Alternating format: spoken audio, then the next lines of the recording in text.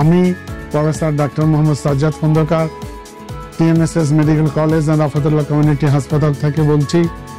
যারা বগুড়ায় আছেন তাদের জন্য অত্যন্ত সুখবর যে বিশ্বমানের প্লাস্টিক অ্যান্ড অ্যাস্থেটিক সার্জারির সমস্ত কার্যক্রম আর বিদেশে নয়, আর ঢাকায় নয়, যেটা বগুড়ায় বসে আপনারা পেতে পারেন।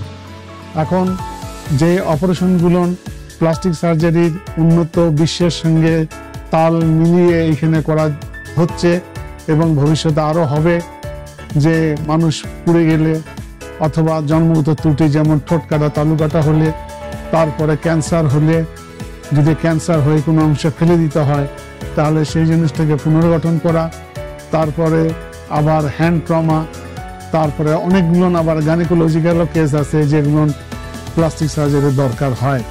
এবং অ্যাক্সিডেন্ট ট্রমা তো আছেই, সবসময় প্লাস্টিক সার্জারির একটা ইনভলভমেন্ট থাকে।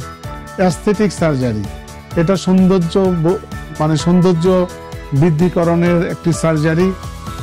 সৌন্দর্য কেনা ভালোবাসে, সৌন্দর্য মানুষের গণতান্ত্রিক অধিকার, যে কেউ নিজেকে সুন্দর দেখা এটা চাবেই। সুতরাং অ্যাস্থেটিক সার্জারি আমাদের দেশে ডিমান্ডিং এবং কম খরচে উন্নত বিশ্বের মতন অ্যাস্থেটিক সার্জারি এখন আমাদের দেশে হচ্ছে।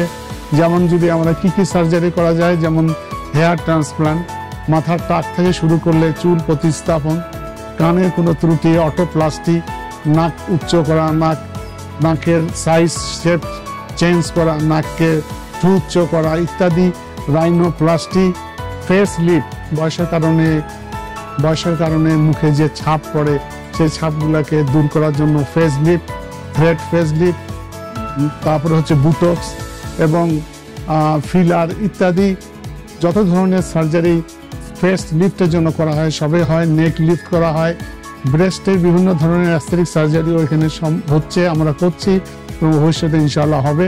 সেটা ব্রেস্ট ছোট করা, বড় করা, ব্রেস্টকে সুউচ্চ করা, ব্রেস্টের গঠনটাকে পুনর্গঠন করা এবং ক্যান্সারের পর যদি ব্রেস্টকে ফেলে দেওয়া হয় ব্রেস্টকে নতুন করে শরীরের টিস্যু দিয়ে তৈরি করা, ব্রেস্ট ইমপ্লান্ট করা, ব্রেস্ট ফিলার দেওয়া ইত্যাদি অপারেশন হয়। যারা স্থূল শরীরের অধিকারী তাদের ওজন কমানোর জন্য লাইপোসাকশন, পেটের চর্বি যন্ত্রের সাহায্যে বের করে দেওয়া, অ্যাবডোমিনোপ্লাস্টি, পেট ঝুলে যাওয়া, পেট ফেস্টুন আকারে পেট ঝুলে যাওয়া সাধারণত মহিলাদের বেশি হয়। একটি বাচ্চা হওয়ার পরে পেট ঝুলে যায়, সেই অপারেশনকে অ্যাবডোমিনোপ্লাস্টি বলে। থাই লিফট করা, এই ধরনের অপারেশন এখানে হচ্ছে অর্ধ সম্ভব।